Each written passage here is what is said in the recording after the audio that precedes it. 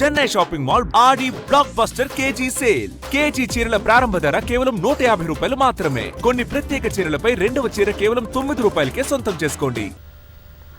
El Niño వల్ల విద్యుత్ ఉత్పత్తిపై ప్రభావం పడుతోందని ఉప ముఖ్యమంత్రి బట్టి విక్రమార్క అన్నారు. రైతులు, ప్రజలు విద్యుత్ను పొదుపుగా వినియోగించుకోవాలని కోరారు.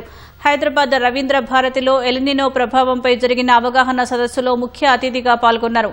తక్కువ నీటితో పండే పంటలనే సాగు చేయాలని భట్టి విక్రమార్క స్పష్టం చేశారు.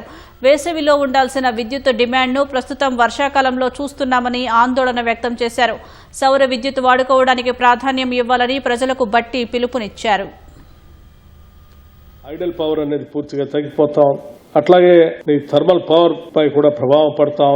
దేశవ్యాప్తంగా కూడా దాని డిమాండ్ విపరీతంగా పెరిగిపోయి దేశంలో విరివిగా పెరుగుతున్నటువంటి డిమాండ్కి అనుగుణంగా కావాల్సినటువంటి ఉత్పత్తి లేకపోబట్టి ఇవాళ ఆ ఎలక్ట్రిసిటీ కూడా మన అవసరానికి తగినంత అందుబాటులో రాలేనటువంటి పరిస్థితి ఉత్పన్నమవుతాం.